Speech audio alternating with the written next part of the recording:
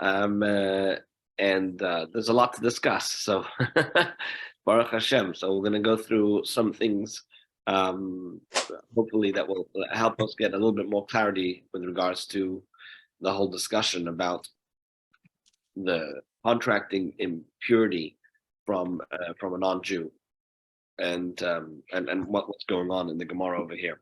So we will get to all of that. Be'ezras Hashem. Be'ezras Hashem. Just wait a few more minutes. I was wondering Yeah. if the Kutim were the people that lied to Joshua and made a peace treaty with them. No, that wasn't the Kutim. The story with the Kutim was a different story. What happened was that the king of Ashur, he took them and he brought them to Eretz Yisrael and dropped them off over there. And because they were afraid of the lions that were attacking them, they thought that this must be a sign from heaven that they need to adopt the religion of the locals, meaning the Jewish people. And so they converted to Judaism. And the rabbis weren't sure whether this was considered to be a sincere conversion or not. But then at a later stage, when they found that they were still worshiping images of a dove, they decided that this wasn't a sincere conversion, and therefore they gave them the status of Avodas Kechavim Mazalis, non-Jews, and so therefore their land was treated like the land of a non-Jew. That's their story. So they're considered to be non-Jews. Ultimately, they became seen as non-Jews. But to begin with, there was a little bit of a confusion about their status. They pretended to be Jewish. Yeah.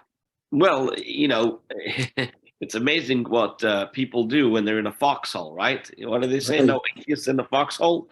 So, right. So it seems that the original acceptance of the Torah mitzvahs and conversion wasn't a sincere one. In other words, it was for other reasons. When Mashiach comes, it says that we're no longer going to accept converts, just like in the time of Shlomo Melech. They didn't accept converts because the Jewish people were so prosperous that people were afraid that perhaps they're trying to join the Jewish people just for the prosperity and not because of the commitment to Hashem and His Torah and joining the destiny of the Jewish people. Anyway, be that as it may. Okay, so we are holding Daf Chavhei Amud Aleph. We did the Mishnah yesterday, and we started a bit of the Gemara, but what I'll do is I'll go back to the beginning of the Gemara, okay? So let's just summarize briefly, what the Mishnah told us. The Mishnah told us that there are certain stringencies that we see that Teruma has in terms of how careful we need to be with the sanctity of the Truma and not allow it to contract any Tumah. So there's certain stringencies we have with Truma over Kodesh. What are those stringencies? Well, we said that there's with regards to believing in Am Haaretz, right? We will believe the Am Haaretz that lives in Judea with regards to wine and oil for sacrificial things, Kodesh, a whole year round. But when it comes to Truma, we're going to be extra careful, and we're not going to accept their Truma of wine and oil if it is not in the pressing season. If it is during the pressing season, we will accept it. But if it's outside of the pressing season, we won't believe it. Now, what happens if the pressing season passes? The Mishnah says, if somebody brought a barrel of wine of Truma to the Kohen, then he cannot accept it now, but he can tell the Amoris to take it back, bring it next year during the season. Now, if he says to him that he had also added a revius, a quarter of a log of about 3 ounces of Kodesh wine to the barrel or Kodesh oil to the barrel, then we say that the chaver can accept it because he's going to be believed. And then we said that in the cases of jugs of wine and jugs of oil, which are medumois, and we explained that medumois means that they're mixed. You have truma, chulin, and kodesh, right? So we say that if it is during this period of time, the season of pressing, then we will accept it, and even if it is prior to that, we'll give you a 70-day leeway, a 70-day disposition where we're going to accept that if you say that it was guarded al Taras HaKodesh, we're going to believe you that you protected all of it until that. Before that time, prior to 71 days, that disposition does not exist. So that's what we learned in the Mishnah. And now we're going to go and start again from the beginning of the Gemara. We did it yesterday, but Chazar is always a good thing. Okay, so the Mishnah said that what? That who do we trust with regards to the wine and the oil a whole year round? It's regards to the Amaretz that is in Yehuda. Says the Gemara, Yehuda in. It seems to me that what you're saying in the Mishnah is that we will accept and believe the Amaretz that's in Judea. But we're not going to believe and trust the Galilean Amaretz. Why? My time, what's the reason? So Rish Lakish says, here's the reason. Because there's a strip of land that belongs to the Kutim, and they are considered to be they're like the nations of the world. And so therefore, although it is in Eretz Yisrael, but nevertheless, it has a status of not being part of Eretz Yisrael with regards to a special decree that was made by the rabbis, making all foreign lands Tumah. So therefore, because the Amaretz is going to have to cross this land, there's no other way to come to Yerushalayim. So because they're going to have to cross this land, therefore, we're going to say that he became Tameh, and the Truma also became Tameh. Right, and also, and likewise the Kodesh also becomes Tameh, and that's why the Mishnah only mentioned Judea and not Galilee. Now, before we go any further, I have a few halachos from Rambam to read through together with you, and hopefully this will give us a much better understanding of what the rabbis did decree, what they didn't decree, how the Talmud Tahara works, what do we have to be careful of, and so on. So here goes. Let's start. The first one I'm going to share is, oh no, 1 second, give me 1 second. I'm going to share it in a second. Let me just find over here what I got. Sorry. Let me do this over here. Okay, 1 second. Okay. Zoom and got it. Okay. This is from the laws of Talmud Tahara, and it is in the Rambam. And it's chapter 2, and it's halacha 16. He says as follows: when a field containing a grave was plowed, and the bones of the corpse were lost in its earth, this is called Beis Hapras, okay? This comes up many times throughout Shas. When we talk about the laws of Talmud Tahara, there's this concept of a Beis Hapras, where you basically plowed over a field that has a grave in it, and now what we're concerned about is that there might be a bit of bone that has come to the surface. So it says its earth imparts impurity when it is touched or carried, for perhaps it contains a bone, meaning a bone of the corpse, the size of a barley corn, but it does not impart impurity when one is under the same structure, which means to say tumas oil. And oil is when you have something that leans over this particular bone, right? So therefore, when you are usually under the same oil as a corpse, right, we say you become tummy. That's why a kohen is not allowed to go to a morgue or a place where there's a dead body, even if he's not coming into contact with it. But nevertheless, being that he's under the same roof, that same roof spreads the tumah and makes the kohen tumah. So we say with regard to Beis Hapras, what we're concerned about is when you walk on the earth, when you touch the earth, then we're concerned about through your direct touch of that earth, you'll become tamei, but we don't extend that to say that if you, for example, lean over it, thereby yourself making an oihel over it, we're not going to say you become tumah. You only become tumah by touching it. Okay, or carrying it, he says. Similarly, the earth in the entire diaspora imparts impurity when it's touched or carried. So this is something new, right? This is the idea that all of the lands that belong to non-Jews, right, the entire diaspora, imparts impurity when it is touched or carried. Why? Because of the possibility of the presence of bones. For they, meaning the non-Jews, are not careful about burying them.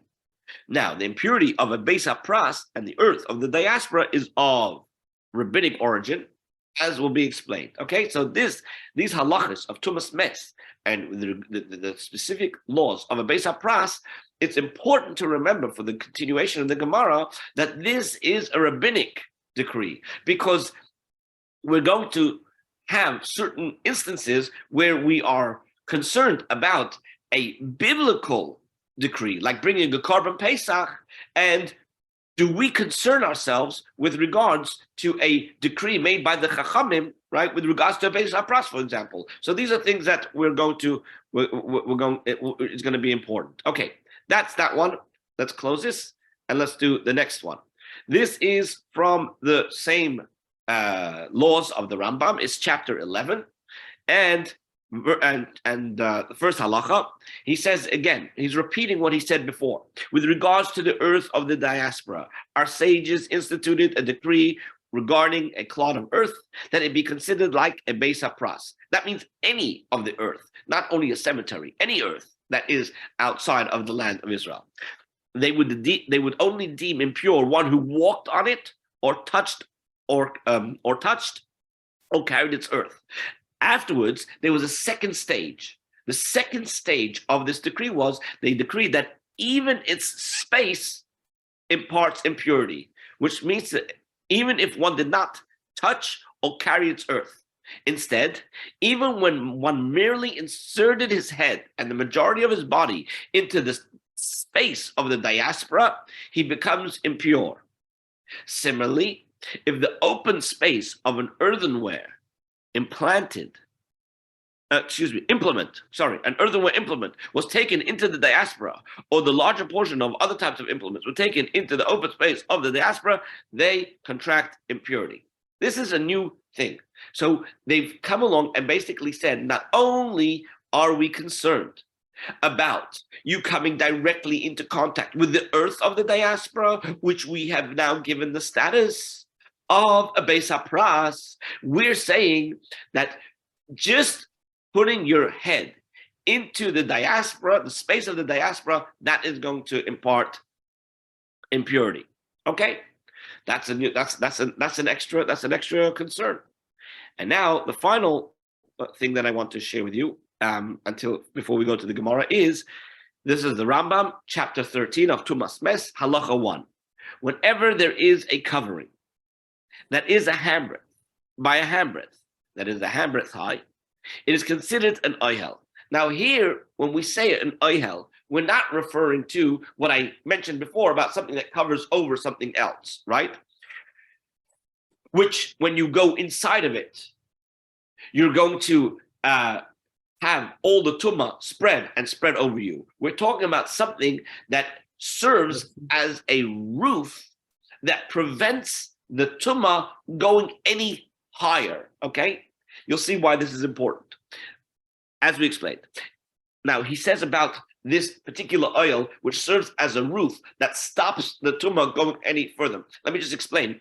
The law is generally that when we speak about tumah, right, of, let's say, a grave of a Jewish person, for example, the grave of a Jewish person, right, that tumah goes ad l'shamayim. It goes all the way up. There's no limit. It goes all the way up. So it doesn't matter if you're flying 10,000 feet above, 30,000 feet above this grave.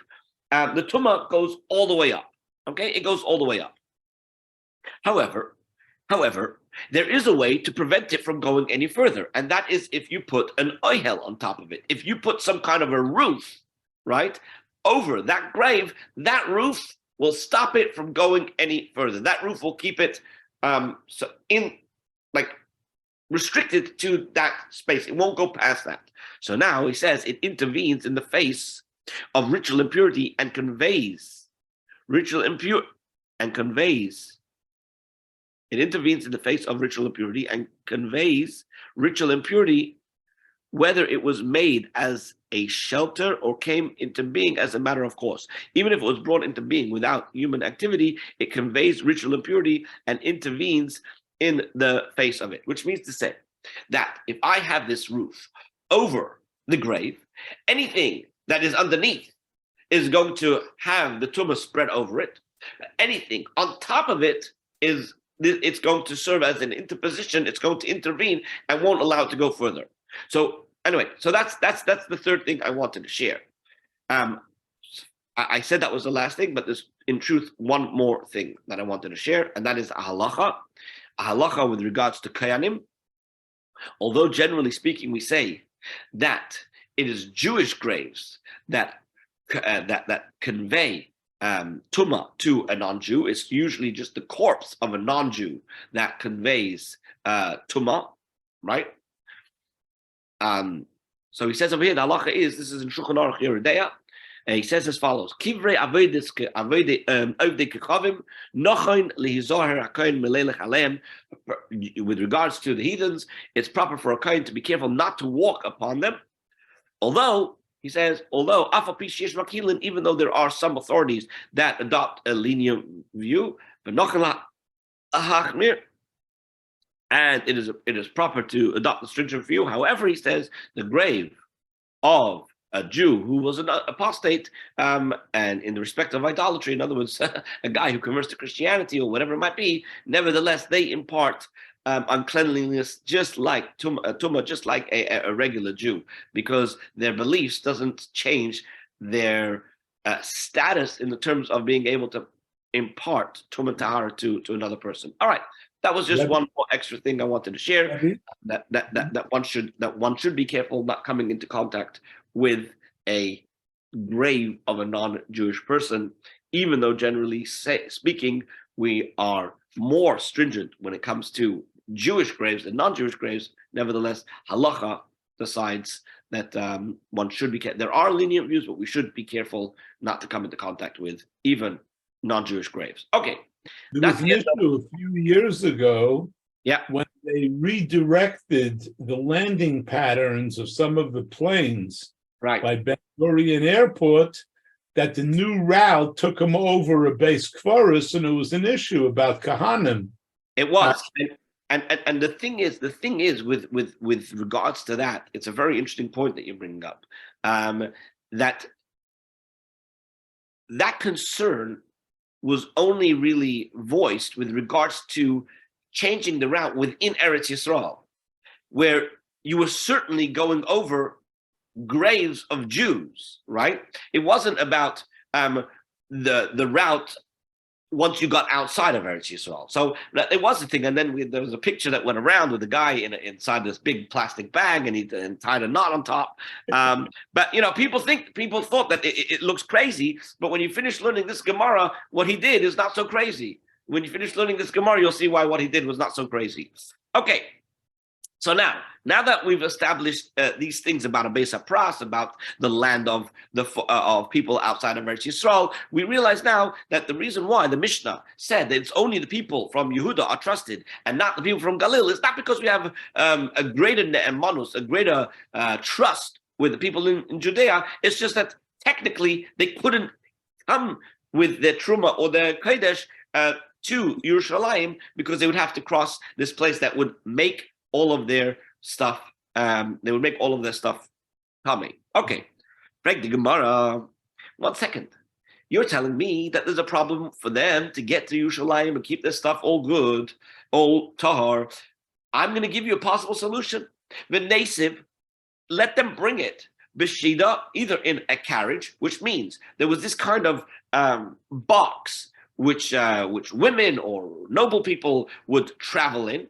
And it was either carried on a carriage, or four people would stand there with poles and carry it. But seemingly, this particular carriage, right, would serve, the bottom of it would serve as a what? As an oihel, as a roof that would separate, would interpose between the tumah that's on the ground and and whatever you put into that carriage, which could include the kodesh or the truma, right? Or in a teva, or in a migdal, either a trunk or a closet, and thereby you'd form an oil that would separate between the ground and the interior of either this carriage, this trunk, or this closet, and then you would be able to bring the stuff from the north to the south. If that's the case, if these are good alternatives, then why does the Mishnah say only Judea? And for the Gemara, Mani, who is the Tana of our Mishnah? Says the Gemara, Rabbi. It's Rabbi. What did Rabbi say? The opinion of Rabbi is the Omar. He says, Oyhel, Zoruk, Lav Shmei Oyhel. That a moving Oyhel is not considered an Oyhel. In other words, going back to the story with the plane, right? The plane, you might say, it's got something that serves as a roof, but it's moving. And since it's moving, right? Since it's moving, it doesn't serve as an oil. The Tanya, as we've been taught in a brisa, somebody who goes into the land of the nations, right? Into the foreign lands, b'sheida, either in a carriage, tevo, migdal, or a trunk, or a closet. Rabbi Matama, Rabbi says he's still tamei. Remember what we learned, that we said that even if you put your head and most of your body into the airspace of Eretz Ha'amim, the lands of the nations, you become tamei. What happens if a guy goes into a carriage? Rabbi was the one who says that it's tamei. But Rabbi Yossi, Rabbi Yehuda Matar, Rabbi Yossi of Rabbi Yehuda, he actually says that it's fine, because Rabbi over here holds that because in other words, when we say that Rabbi says that it's not okay, it's because he holds that when it's moving, it doesn't serve as an oihel. So therefore, he's the one who is the author of our Mishnah, and that's why he doesn't even suggest that from Galil it would ever be okay, even with your possible alternatives that you're suggesting, because he doesn't hold that those are legitimate ways to protect it from Tumatara. Okay, the Gemara tries to come up with another alternative that might be able to protect the Kodesh or the Truma from becoming Tuma. And he says, let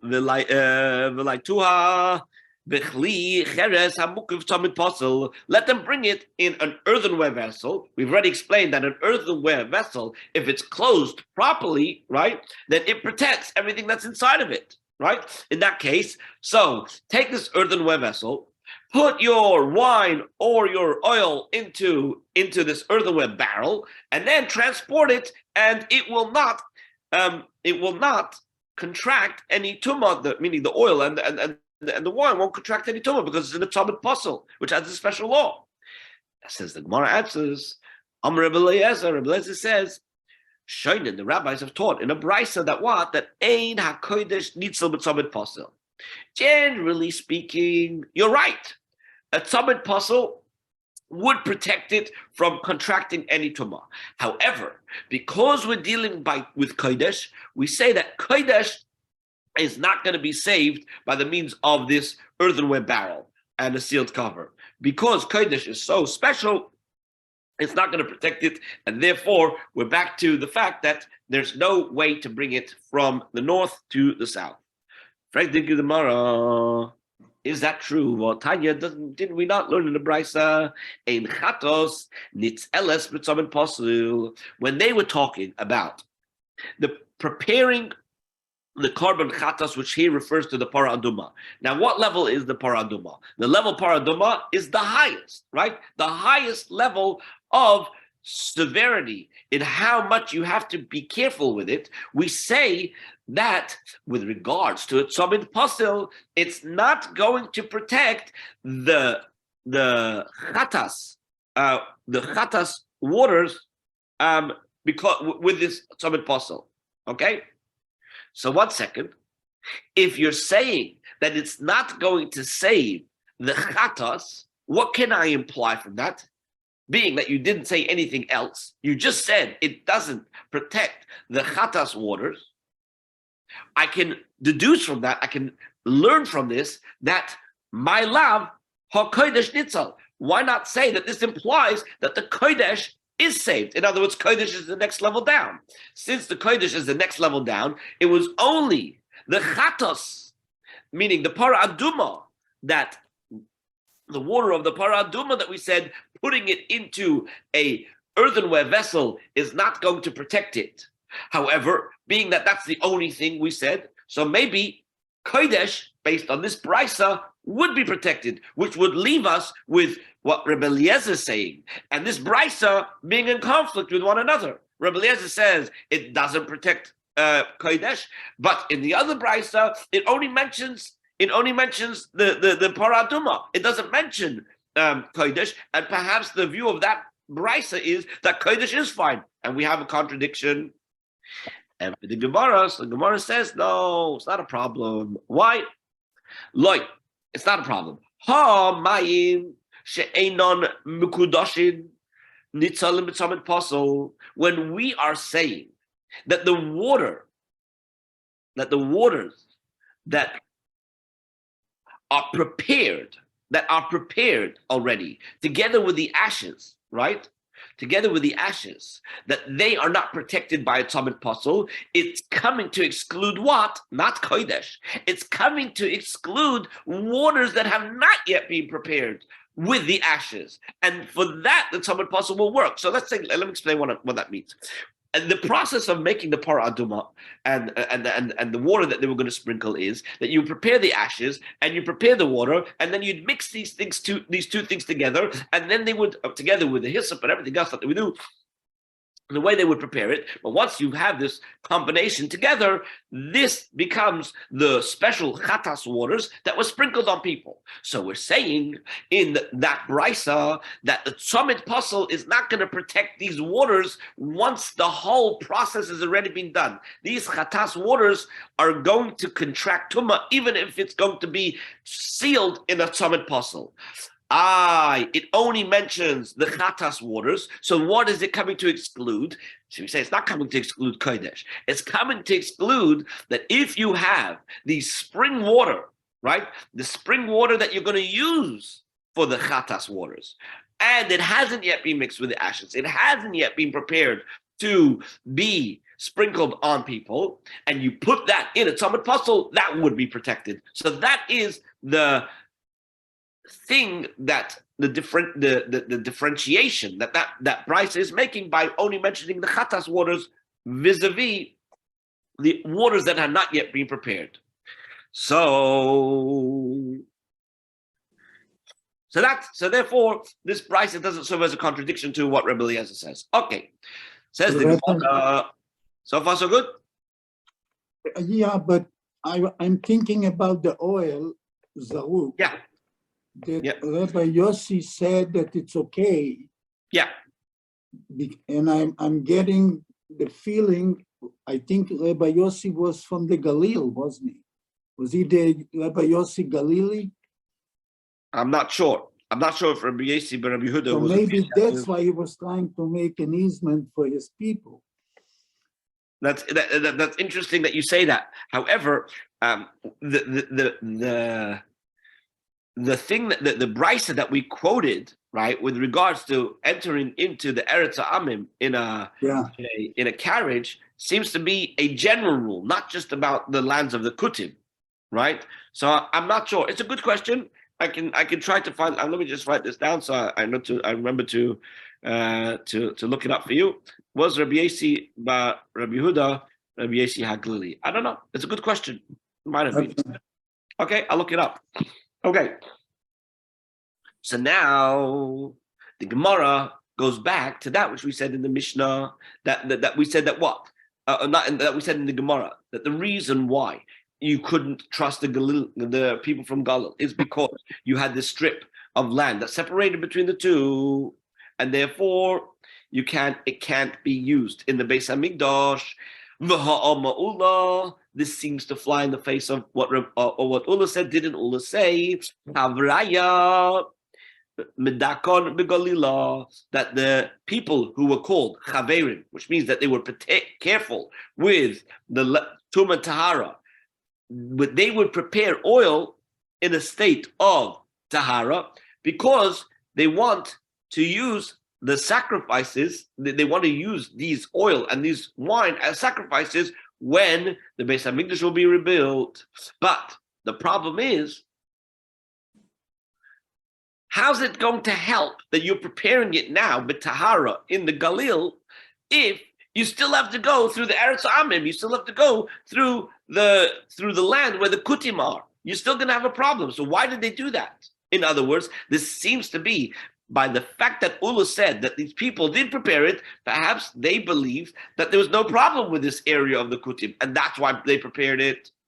And for the Gemara, no, that's not the case. Manichin, they would set it aside for a later time. Their hope was that Eliyahu Hanavi will come, and he's going to come along, and he's going to purify the land of the Kutim. How? Because when Eliyahu Hanavi would come along, he would come and he would show them where all the graves are. And this way, once you know where the graves are, and you know that there's a strip of land, that there are no graves there whatsoever, then it would no longer have the din of a Beis HaPras, and you could walk straight through. That would be fine. Okay. So that's the end of that. So now, moving on to the next part of the Mishnah. The Mishnah had said that we said during the time of the pressing, either of the olives or of the wine, right? We said during that time, we trust them even with regards to Truma, okay? So now, the Gemara says, 1 second, I have over here a contradiction. Uraminu, I'll ask you a contradiction. What's the contradiction? There says something there's a statement in the Mishnah. What does it say in the Mishnah? It says, Hagoyim Merzesa, if you have an Amaretz who is completing the gathering of all of his olives. Now, the way they would do that is they would knock down all of the olives from the olive trees, right? And they would have a big net or whatever it was to gather them all in. And then once you finish knocking them all down, you'd bring them all in. Now, before we go any further, remember what we said with regards to how things can contract tumah. An olive, for example, will not contract any tumah until it comes into contact with what? With one of the 7 liquids, right? So, during the time of the harvesting and the gathering in of all of these olives, for example, right? There's no problem of these olives becoming tameh because they haven't yet been prepared. They haven't come into contact with any of the liquids that make it tameh, right? However, what is going to happen when you gather all of these olives together and you start to put them into a box and allow them to weigh one on top of the other? Inevitably, some oil might come out of these olives. And oil is one of the 7 liquids that can now prepare these olives for becoming tameh. So therefore, what we recommend to this Amaretz is before the end, right? Before the end of this time, what you need to do is you should leave 1 box of olives as truma, and give it to a poor kohen, or as the Taisus I think amends it and says it shouldn't be an oni, but le'enei hakohen, which means that the kohen is going to stand there and he's going to observe to see that they are done all in tahara. But whatever the case is, leave over a box. Okay, so now this Mishnah basically implies that if the kohen is going to receive the olives after the gathering them is completed, he's not going to be able to accept them. Why? Because we don't trust the Amaretz to keep the olives in a state of tahara. This seems to be in conflict with our Mishnah, which says that we do trust them during the season the season of the pressing. In other words, the season of the pressing is the period of time when most people are collecting and pressing their olives. You're saying in this Mishnah that once you complete gathering them, beyond that, you should not come into any contact with any of the oil, because if you didn't set it aside for the kohen, we're not going to trust you. That seems to be a bit of a contradiction. It seems to be two different time periods. One is even during the pressing season, the other is only while you're gathering it in, because we don't trust you. That's why we tell you to put another box on the side and leave it for the kohen. Right? So you understand that? Everybody understand the potential conflict over here? So Rav Nachman, so Rav Nachman says, "Lo kasha." It's not a kasha, because these are two different mishnahs, and they're talking about actually two different times. Ha b'charfi. In our mishnah, we're dealing with the early crops of olives. I mean, and ha b'afle. But in the other mishnah, we're dealing with the late crop of olives, and so by the time the late olives are processed, the pressing season is going to be over, and therefore the Am Haaretz is not going to be trusted. And therefore, because our Mishnah was talking about the earlier period, so the gathering and the pressing was all going to be done, all the processing was going to be done during the period of the pressing period that most people would be pressing. This Mishnah that we just quoted now, which says that you should leave over a box, is because we're talking about a later crop, and because it's a crop that came in late, so we don't believe that there's going to be enough time for you to process it before the pressing season is over. And that's why we say put a box on the side. Okay. Right, the Gemara, 1 second. What do you mean when you say that it's a late season? Like, how late is a late season, right? So Rav Nachman answered, such as those of your father's house. In other words, that your father usually brings his in late because they grow late. That's what I mean by a late crop. Okay. So now that was the first answer of the Gemara, the answer of Rav Nachman, how these two Mishnahs do not conflict with one another, because they're talking about two different periods of time. One is during the period of pressing, and one is not. Rav Yosef has a different answer. Rav Yosef says, Rav Yosef Amar, B'Galila Shano, right? This Mishnah that we're saying that the Am Haaretz is not going to be trusted even during the season of pressing, right? That is with regards to Galil. Our Mishnah that was talking about Yehuda, that would be the difference, okay? In other words, we discriminate against the people from Galil, right? And we say that we don't trust them, and therefore they should put a box on the side for the Kayen. But in Yehuda, it's okay. We do trust you during the entire season of the pressing.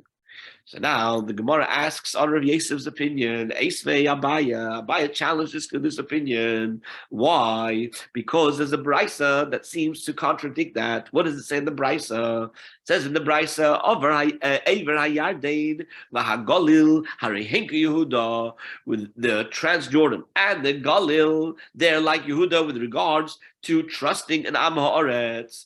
What does that mean? They are trusted regarding tahara of wine during the wine season, and regarding the oil during the oil season. But we say avaloy al hayayin b'shas hashemen, but not regarding the tahara of the wine during the oil season, v'loy al hashemen b'shas hayayin, and not regarding the tahara of the oil during the wine season. But what do we see from this brisa? We see clearly from this brisa that unlike what Rav Yosef says, that there's a difference between Yehuda and Galil with regards to trusting an Am Haaretz, that the brisa says that we actually do trust him exactly like we trust the Am Haaretz from Yehuda. So therefore, this knocks off what Rabbi Yosef says. So therefore, the Gemara comes along and says, "Ela machvarta kedushanim bikara." It's clear as we had learned the answer of Rabbi Nachman, that one is talking about the earlier season and one is talking about the later season, and that's why it's not a contradiction.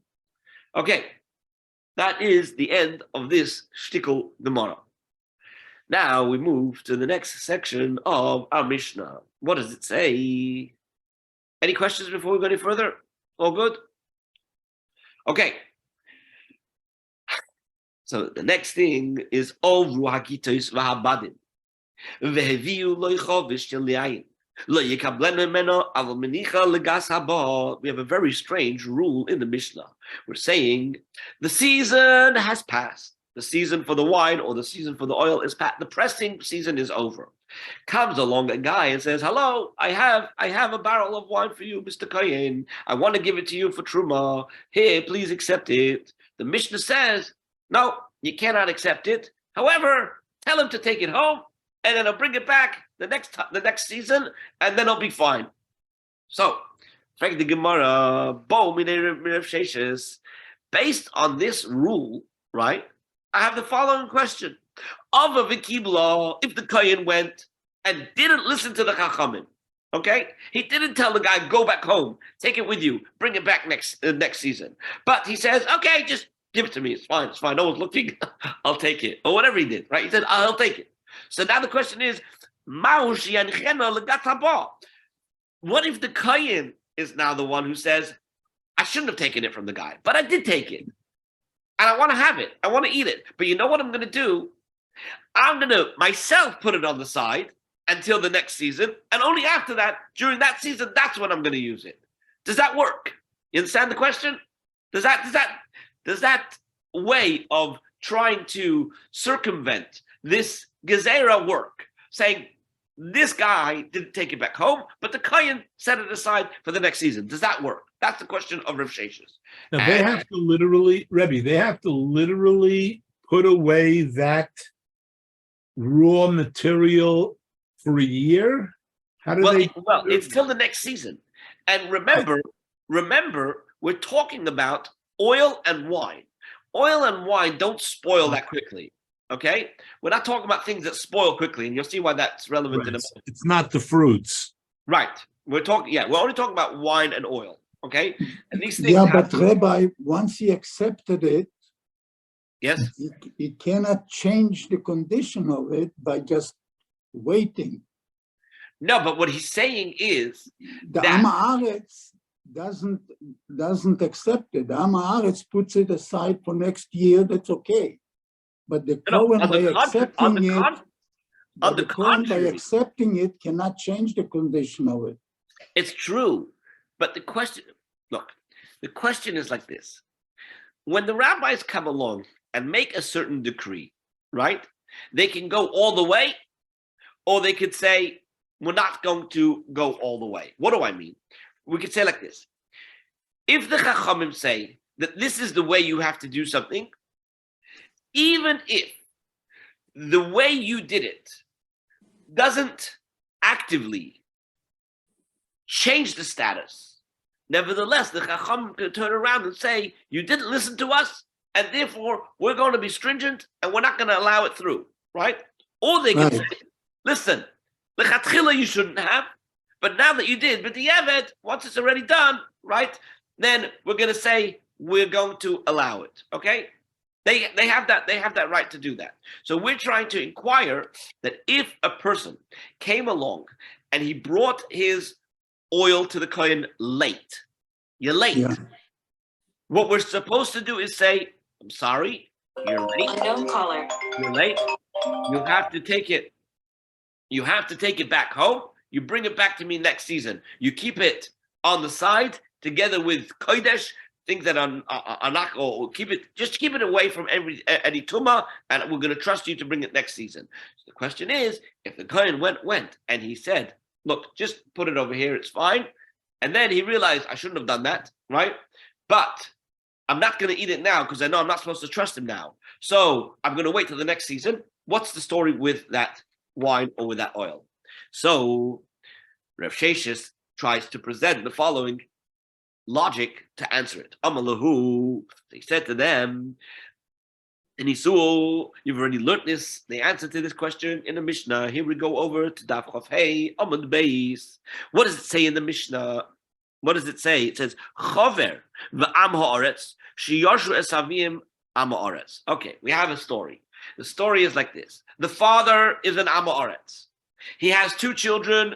One went to yeshiva and became a chover, and the other remained an am ha'aretz. Okay? Now, both of them inherited the property of their father. Now, the father also had fields, and in the fields there was produce, and even in the storehouses there were produce. Right? Now, the question is, what's the status of that produce? Now, if you remember what we said before, certain produce they don't become tamei until they've come into contact with any liquids. So now, when we're talking about splitting up the inheritance, what can the chaver arrange? What kind of arrangement can they come to with his brother, the am ha'aretz, and what is not okay? What is the concern? Before we read it inside, the concern is that there's a prohibition in the Torah, which we read in this week's Parsha, the Iyar lisiten mishal. You're not allowed to put a stumbling block in front of a blind person. Now, there are different ways to understand this, and all of them are valid. One way is not to give bad advice to somebody who is not knowledgeable and, try to get him to do something for your gain, right? It's going to be not good for him, but good for you. But another one, which is often used to understand lifnei ivur l'sitin michshol, is you are not allowed to put somebody into a position where they will be transgressing a prohibition of the Torah, right? Without knowing, or even with knowing, but they're not going to be careful, and you were the one that caused them to come back to that. So, for example, you're not allowed to give wine to a nazir, for example. What's wrong with me giving wine to another? I'm a nazir. I've got no problem. It's not my obligation to stay away from wine. It's his obligation. I'm just going to put it in front of him. No, that's lifnei ivur l'sitin michshol. You're not allowed to do that. Okay. So now, here we have a situation where one brother is a chaver, he's careful, the other one's an am ha'aretz. They have an inheritance from their father. So the Mishnah says, the chaver is allowed to tell his brother, the am ha'aretz, you take wheat that is in that place, which he happens to know, right? The chaver knows has already become susceptible to tumah because it came into contact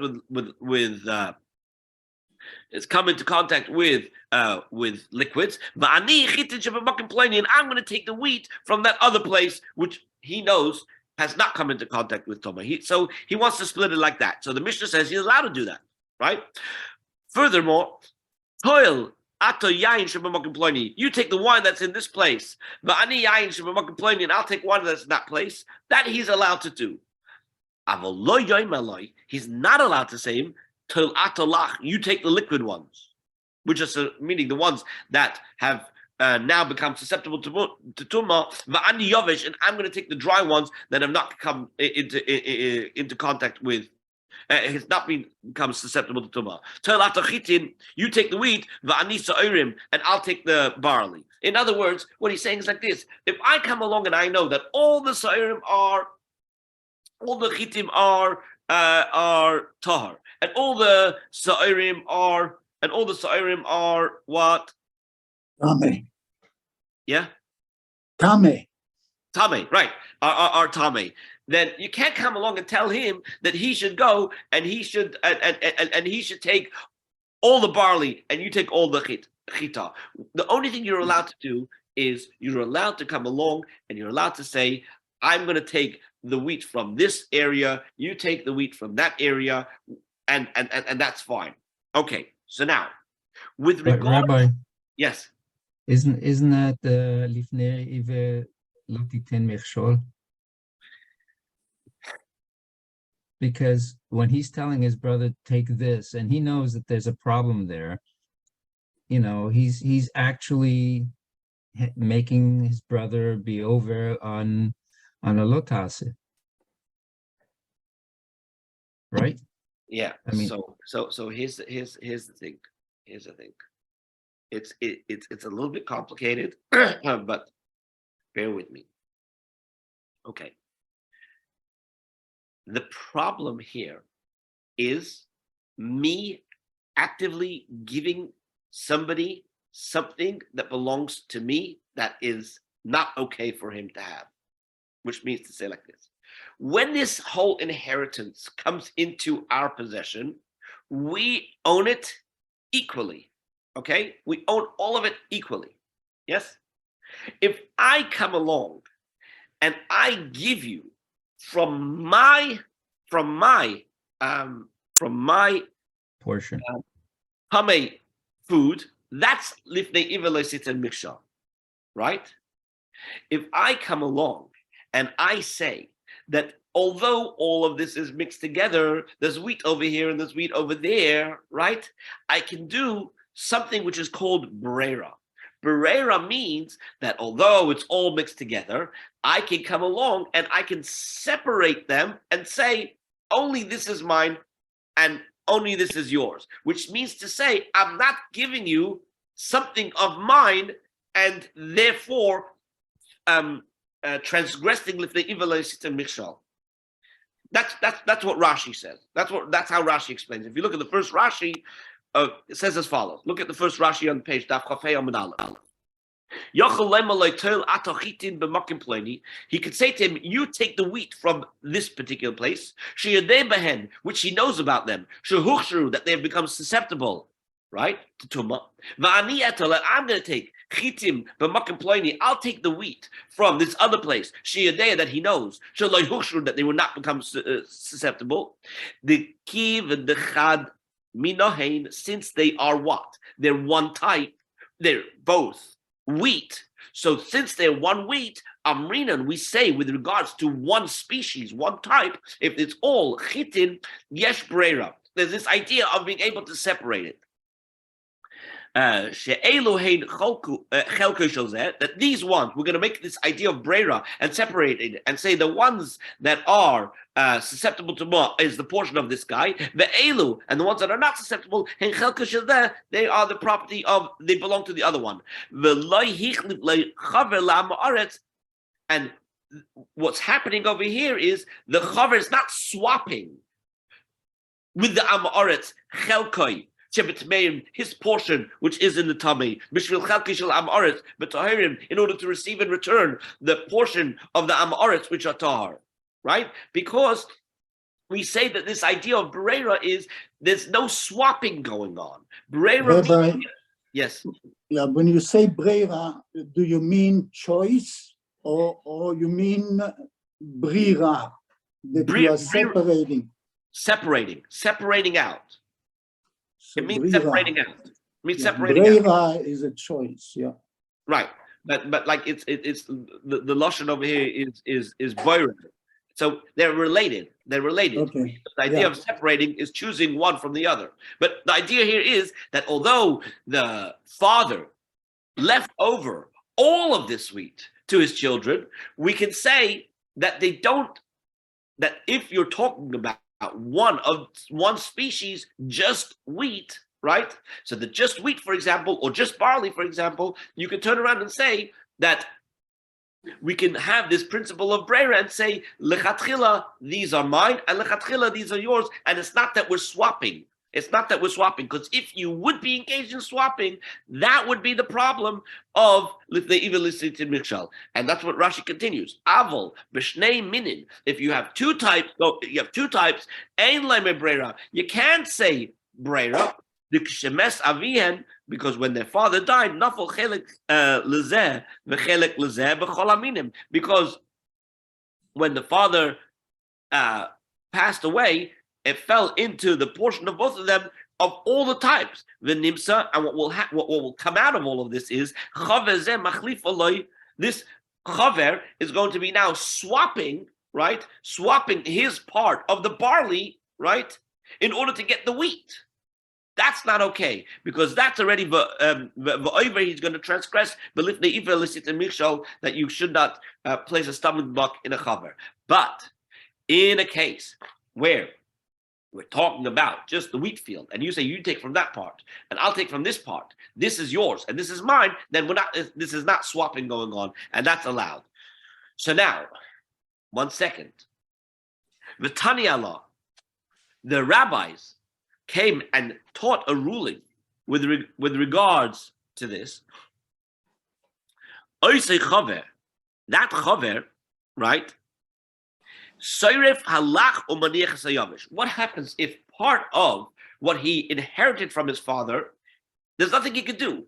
It's tameh. What should he do with that? Right? In other words, there's a solution to separating the wheat and the wheat. Fine. But what happens if part of it, right? There was no way to separate it and give it and allow that to be the portion. It ends up being your portion. So what should you do with an inheritance that you got from your father that is tameh? What do you do with it? Okay? What's the problem? The problem is, well, let's just read, right? So, what should he do with it? He says, that guy, this chaver, soiref halach, he burns the liquid truma, like the oil, right? Because he has to assume that it became tameh. But he can leave the dry tuma intact since it is not acquired tuma. Now, question we have is, amai, why should he burn the truma? Just leave it for the next season. Because what did you tell me?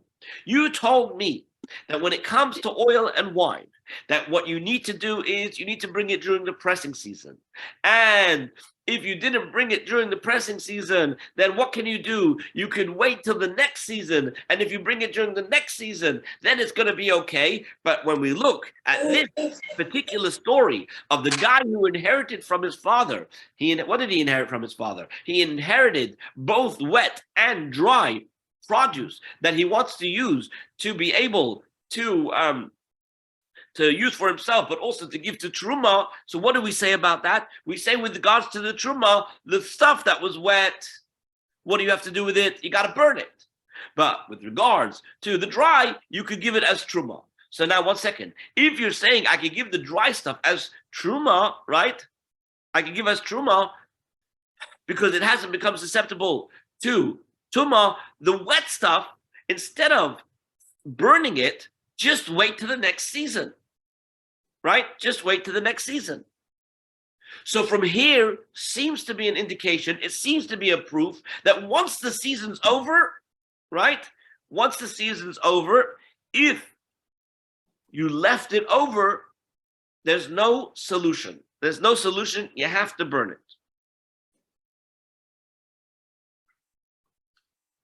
Rabbi. Yeah. I mean, to me, what you're discussing here are the two are whether you believe in Brera and whether you don't believe in Brera. No, that's the first part. That's the first part of the Mishnah. But we brought this Mishnah down for the second part of the Mishnah. No. The second part of the Mishnah is about whether you need to burn the stuff that was that you received. Because let me just explain one point, because it's gonna help, I hope. You have a chaver who is receiving something from an Am Haaretz. That's the comparison, okay? The Am Haaretz is the father. You now receive something from the Am Haaretz, okay? So think of it in terms of our Mishnah. You have an Am Haaretz bringing you oil, and you say, sorry, it's too late. And he says, okay, but just hold it by you. And you take it, and you hold it by you. Is that going to be okay or not? So we say, look at this case. The father, who's the Am Haaretz, brought, so to speak, I mean, he died, but we're just going to imagine it as if this guy, the father, is bringing this oil to his son, who's a chaver, right? So we say, the stuff that you received from your father, right?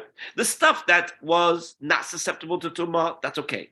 The stuff that was susceptible to tumah, because it's not in the season, right? You have to burn it. So Rav Sheish is saying, why burn it? Don't burn it. Just wait till the next season. Like our story in the Mishnah, where the guy brings it to the Kohen, and the Kohen is going to maybe just, well, it's not the story in the Mishnah. We're asking on the Mishnah in this scenario where the Kohen did accept it. Can he just keep it to the next season? So here we're saying you have to burn it. That seems to imply that this idea of receiving from an Am Oretz outside of the season, there's no possibility for you to just hold it by you till the next season and then consume it. That's the comparison. Does that clarify a little bit? Well, I mean, with respect to the question that was brought it to the Kohen beyond the season, I would have said that's not possible, because there's a rabbinical law that says A, and now what you're trying to do is circumvent A, which is a problem in itself based upon what we had talked about previously. So therefore, you got to get rid of it. Had the man who brought it, had you turned it away and said to him, "You hold it," it's not in your possession as a Kohen. So therefore, you have no obligation with respect to that. My question with respect to Brera is, I mean, the story in which an individual brings wine to someone, and they haven't taken Truma and Meiser or anything from it. And you say, okay, I'm going to drink this amount of wine, and depending upon how you believe whether there's Brera or there's not Brera, one part basically says, okay, whatever's left over, I claim that that's going to be the Truma and Meiser, whereas the other person who doesn't believe in that says every molecule of that wine, okay, is intermixed, and so therefore you can't make that distinction. You can't drink from it until you actually separate it first. Right. So this to me is representative of those two cases. Okay. So therefore, in the first case where you're saying to the guy, okay, you take from here and you take from there, it's equivalent to me to the situation. Excuse me? Oh, not you. Keep going. It's to me, it's equivalent to the situation in which everything is in a pile, and everything is in the wine vat, and you're basically saying, okay, I'm going to make a mind example, if you want to say, that I can drink everything except that whatever I leave at the very end, that's what I originally had thought would be the Meiser and what's the problem? There's still no Levi. But according to the one who doesn't believe that because all the molecules are jumbled together, then you can't do that. Right. So we're going with the position that we do hold of Brera. We're going with the position that holds that we do hold of Brera. But there's one detail that is missing from your presentation, and that is that there's actually a prohibition to burn Truma that's not possible. Okay? Which means it's not so simple to say you just didn't do what the rabbi said, so therefore you've got to burn it. Because if it's not Tameh, right? If it didn't actually contract Tuma, right? Then you shouldn't burn it. You shouldn't destroy it. It should go to the Kohen, right? So therefore, when we say over here in our Mishnah that you should take it and you should burn it, it seems to be saying, right, that the rabbis basically said that once the season is passed, there's no way to save it. And therefore, in the case of the Kohen, right, in the case of the Kohen, when he receives this oil in a time when it's past the season, there's no way to save it. The only way to save it was the original way, with the Amaretz taking it back home and then bringing it again. He didn't do that. There's no way to save it. Now, but Rabbi, can he use it for chulin? I mean, not the Kohen, the man that gave it. Instead of giving it to the Kohen, We're talking about the truma part of it. The truma part of it. Consecrated it already. It's consecrated. You can't. I can't, see. Okay. You can't touch the truma part. The rest of it, once you've separated the truma, even though the kohen can't have it, you'll burn it. But then you can have it. You can eat the rest of it. But we're talking about the specific consecrated part. Let me just. Okay. Let me just finish off with the answer of the Gemara. The Gemara says like this. The answer basically deflects the proof and says, "B'davish en legas." We're talking perhaps our Mishnah, which says that you have to burn it, is not talking about oil. It's talking about something that doesn't last to the next season, like date beer, right? Date beer isn't going to last; it's going to spoil, and so therefore, the only thing you can do with it is you can burn it. That's all you can do. So the Gemara says, well, 1 second, maybe set it aside for at least the next festival, if not the next season, because we know that we trust the Am Haaretz during the season of the Yom Tovim. So he says, we're talking about something that's not going to keep well until the festival. And so we have not yet answered the question that was posed, which is, what's the story if the guy transgressed what the rabbi said and he accepted it? Can he leave it over till the next season? And we will pick up tomorrow from here, Be'ezus Hashem. I just want to remind everybody, if you could please have thought about which Masechta you'd like to learn next after this Masechta, and we'll start the conversation tomorrow discussing which Masechta to choose, and then we'll go to the Gemara. So please look into these different Masechtas and come back with your views tomorrow. All the best. Thank you, Rabbi. Yeah, thank you. Bye.